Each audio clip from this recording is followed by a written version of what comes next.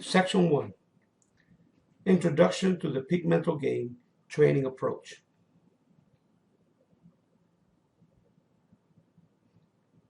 The first step of this section is to help you understand what is required to reach optimal levels of performance.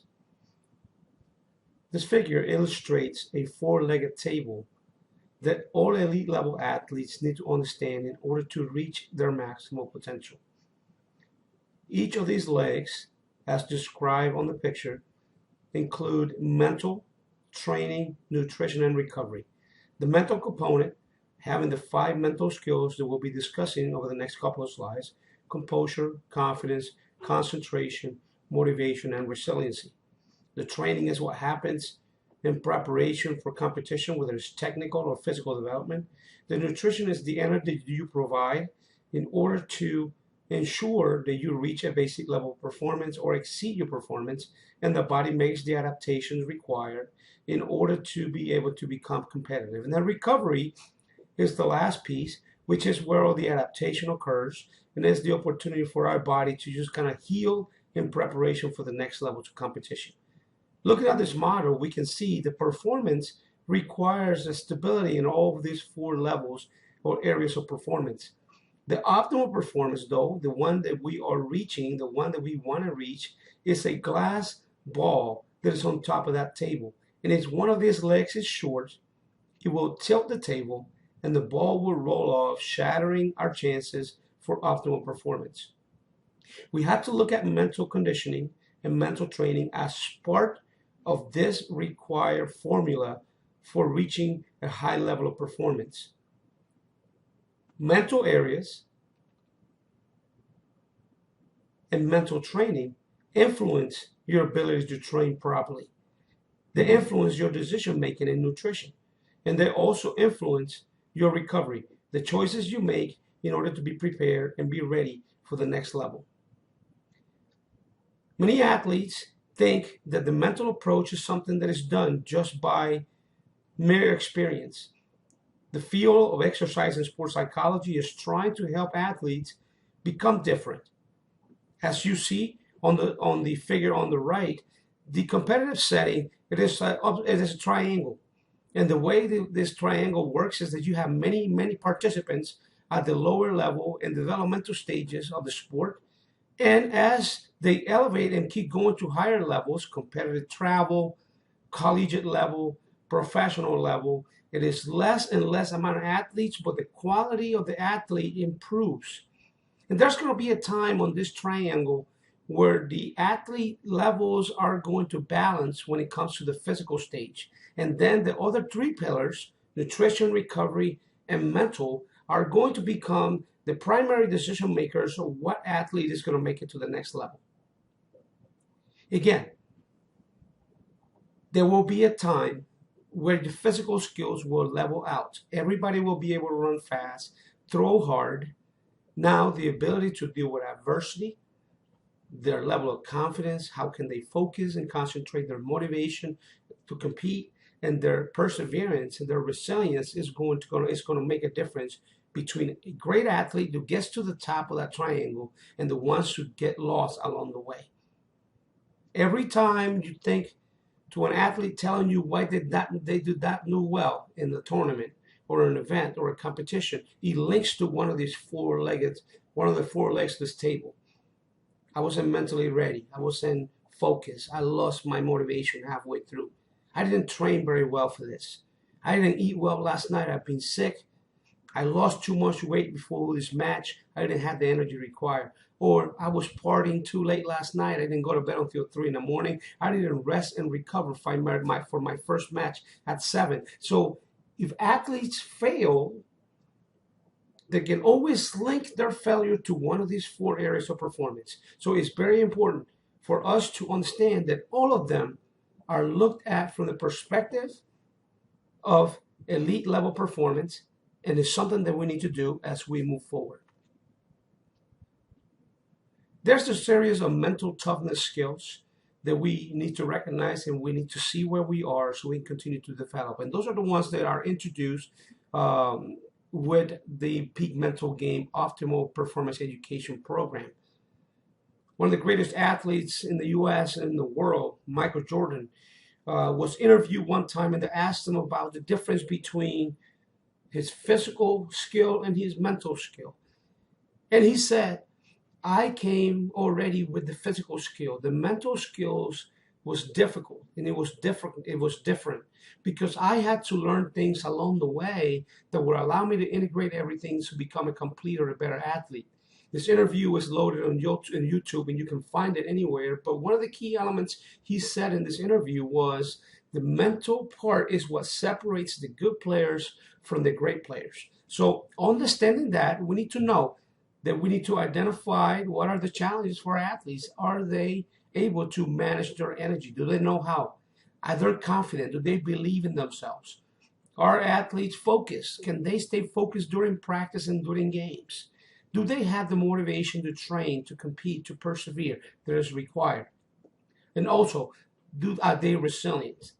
Because again, when you are playing head and shoulders above everybody else because of your physical talent level, it's a different environment. It's a different situation when you go compete against higher level athletes. When the physical talents now level off. So having a basic understanding on every single one of these mental skills and where our athletes are is going to become critical to their success. When it comes to mental skills development, we have 4 specific mental tools that we use to help our athletes. The first of those mental skills is goal setting. How do you set goals not only for your season, but for your day and from action to action is critical. Your ability to visualize and create images, your ability to manage your internal voice and your self-talk. And lastly, your ability to manage your arousal and manage your energy.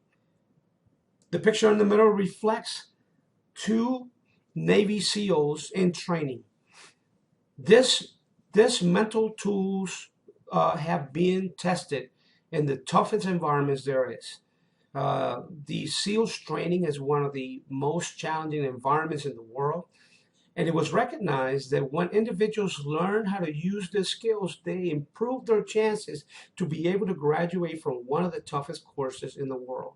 So if it helps our elite level fighters, these strategies also can help our elite level competitors reach their highest level, and to our developmental athletes to create those skills that are important for them to succeed right away.